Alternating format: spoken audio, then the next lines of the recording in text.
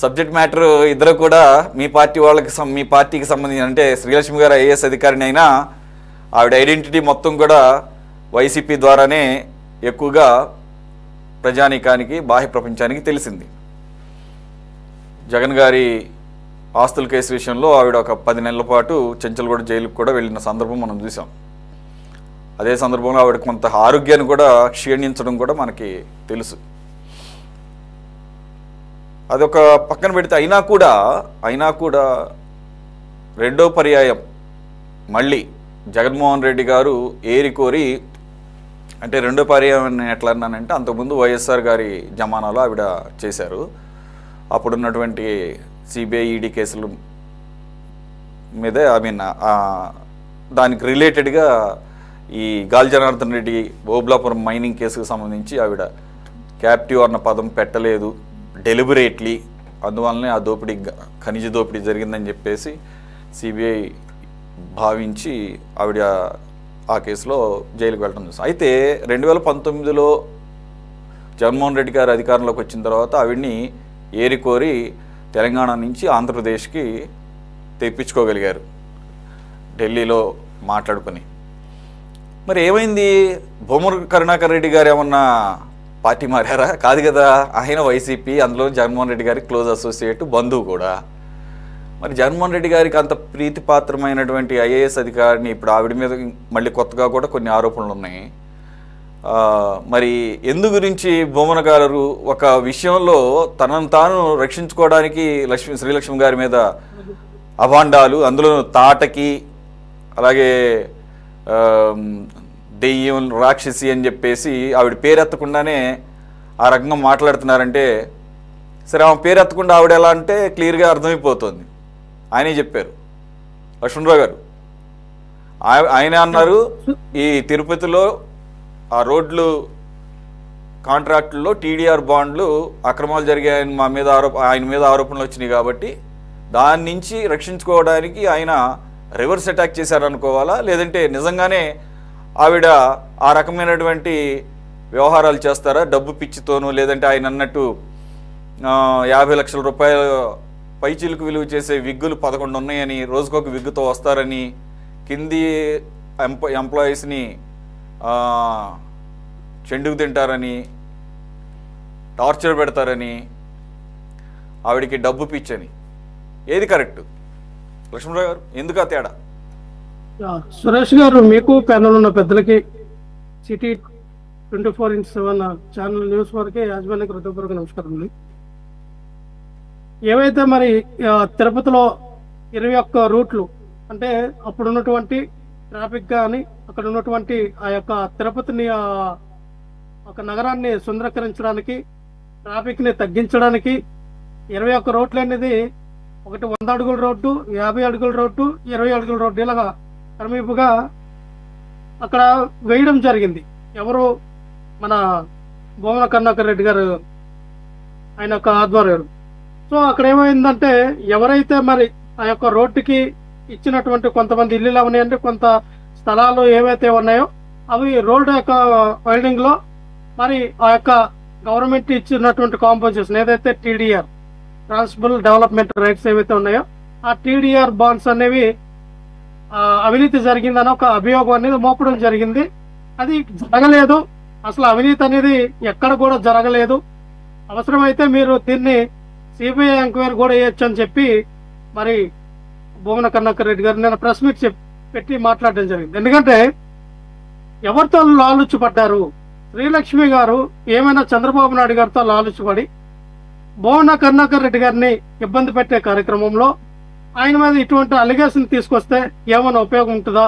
పదే టీటీడీలో జరుగుతున్నటువంటి అన్యాయాల అక్రమాల పైన, టీటీడీలో జరుగుతున్నటువంటి భూమి అక్రాంతాల పైన, భూ కబ్జాల పైన పదే గలాన్ పెట్టి మాట్లాడుతున్నటువంటి భూమన కరుణాకర్ రెడ్డి గారిని ఏ రకంగా మనం అణిసివేయాలి, ఏ రకంగా తొంగలో తొక్కాలనే ఒక పాయింట్ ఆఫ్ వ్యూలో ఈ రకంగా శ్రీలక్ష్మి గారికి, ఎందుకంటే ఆవిడ రేపు 2026 డిసెంబర్ కల్లా ఆవిడ యొక్క పదోన్నతి అయిపోద్ది, అది ఎక్స్పైర్ అయిపోతారు. కాబట్టి ఈ లోపు ఏమైనా లాలూచి పడితే టీడీపీ వెళ్తే ఏమైనా కలిసి వస్తుందేమో అనే అవకాశం ఏమైనా ఉంటుంది. అధికారంలో చంద్రబాబు నాయుడు గారు ఉన్నారు కాబట్టి ఫేవరబుల్ గా అధికార పార్టీకి ఏమైనా ఫేవరబుల్ గా చేస్తారో పొద్దున్న ఆవిడకి లబ్ధి చేకూరే అవకాశం ఉంటుందని ఈ యొక్క అవకాశంతో మాట్లాడుతుండొచ్చు. ఎందుకంటే ఇంతవరకు ఆవిడకి ఎటువంటి అధికారం ఇవ్వలేదు. టీడీపీ అధికారంలోకి వచ్చిన తర్వాత ఎటువంటి పొజిషన్ లో శ్రీలక్ష్మి గారిని తీసుకోలేదు. ఇప్పుడు ఆవిడ ఖాళీగానే ఉంది.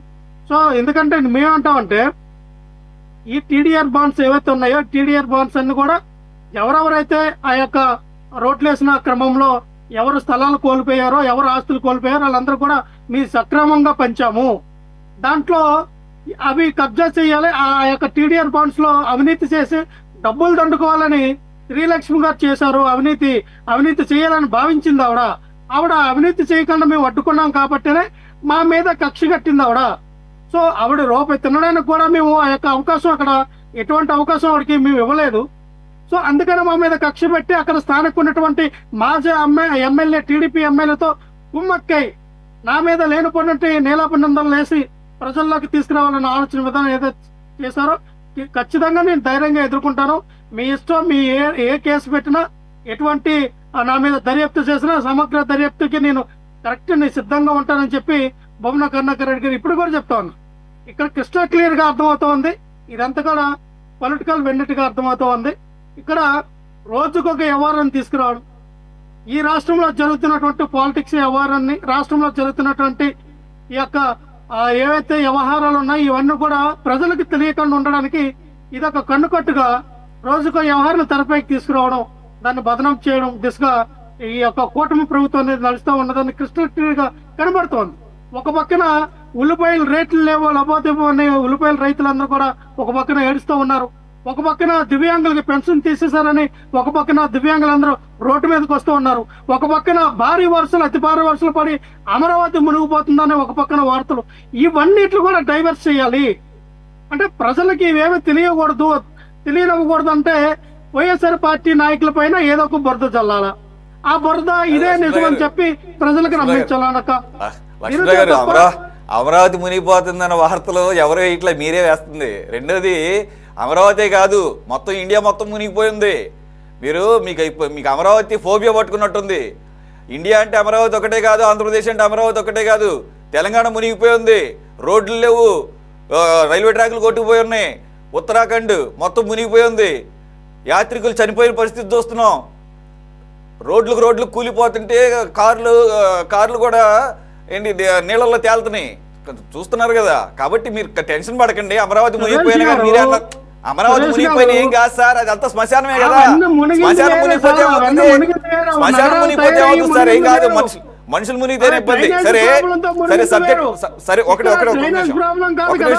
ఒక నిమిషం ఇంకోటి మీ మిగిలిన సమస్యలు చెప్పారు కదా, అది మాత్రం కరెక్టే. అయితే ఏంటి మీరు ఆ సమస్యలను మాత్రమే పట్టించుకోండి, టీడీఆర్ కుంభకోణాలను పట్టించుకోవద్దు. మీరు ఓన్లీ ప్రజా సమస్యల మీద దృష్టి పెట్టి బిజీగా ఉండండి, కుంభకోణాలు మాత్రం అసలు టచ్ చేయొద్దని అంటారా ఏంటి? సార్ మేము క్రిస్టల్ క్లియర్ గా చెప్తా ఉన్నాం. టీడీఆర్ బ్రాంచ్ రూపంలో ఏదైతే మీరు కుంభకోణం జరిగిందంటా ఉన్నారో, ఏదైతే 2000 కోట్లు అవినీతి జరిగిందంటా ఉన్నారో దానికి బొమ్మన కరుణాకర్ రెడ్డి గారు సిద్ధంగా ఉన్నారన్నారు కదా, విచారణ జరిపించమంటున్నారు కదా. వెళ్ళండి గోహాట్. ఇక్కడ ఎవరు చేశారు? శ్రీలక్ష్మి గారు చేశారు. శ్రీలక్ష్మి గారితో ఎవరైనా చేయించారా? లేకపోతే శ్రీలక్ష్మి గారు ఇటువంటి వాక్యాలు టీడీపీ నాయకులతో కుమ్మక్కి ఇంకో ఒక 6 నెలల్లో 8 నెలల్లో పోయే ఉద్యోగం కోసం ఎందుకు మనం ఇదంతా తాపత్రయం పడాలి? అధికార పార్టీతో కుమ్మక్కి అయిపోతే రామకృష్ణ అని చెప్పి వీడుకోలు పలికేందుకు ఎందుకు ఆవిడ ఈ పాటికి సిఎస్ అవ్వాల్సిన ఆవిడ మన చలం వలన పాపం 88 క్యాడర్ 1980లో బ్యాచ్ ఖచ్చితంగా అవ్వచ్చు కదా. 1992లో ఉన్నటువంటి వ్యక్తి దాని విలువ అదే సార్ మీరు అన్నారు కదా ఆఫ్టర్ ఆల్ 4-5 నెలలు కదా, ఇంకా చాలా టైం ఉంది. అది పక్కన పెడితే every day is important for they service. వాళ్ళంతా కష్టపడి ఆ రోజుల్లోనే ఆ సర్వీస్ కొన్న విలువ, అది దాని రెప్యుటేషన్ మనకు ఆఫ్టర్ ఆల్ అయి ఉండొచ్చు. మనం క్రిస్టల్ క్లియర్ గా చెప్పారండి ఆయన 50 లక్షలు విలువ గల 50 లక్షలు విలువ గల వ్యక్తులు 11 ఉన్నాయి. ఒక్క నిమిషం సార్, 50 లక్షలు విలువ గల వ్యక్తులు 11 ఉన్నాయి. ఆవిడ కట్టిన 2000 కోట్ల పైచిలకు టీడీఆర్ 2000 పై. ఒక నిమిషం ఆగండి సార్, ఫస్ట్ వినండి. నేనేమన్నా అంటే 2000 కోట్ల పైచిలకు టీడీఆర్ బాండ్ల కుంభకోణం అని ఈ రోజు కాదు కదా వచ్చింది, ఎప్పటి నుంచో ఉంది కదా ఆరోపణ. ఆయన నిన్ననే ఎందుకు గుర్తొచ్చింది శ్రీలక్ష్మి గారు? నిన్ననే ఎందుకు ఆవిడ మీద ఎలిగేషన్స్? నేను అదే చెప్తాను సార్, ఈవిడ చంద్రబాబు నాయుడు గారితో కుమ్మక్కయ్యారు, లేని పని అలిగేషన్ తీసుకొచ్చారు. ఏంటమ్మా అంటే కంటే టీడీఆర్ బ్రాండ్ లో ఆ రోజు నాకు వాటా ఇస్తానన్నారు, లేకపోతే నేను వాటా తీసుకోవడానికో లేదంటే మొత్తం నేను చూసానండి, వాళ్ళు అట్టుకున్నారండి.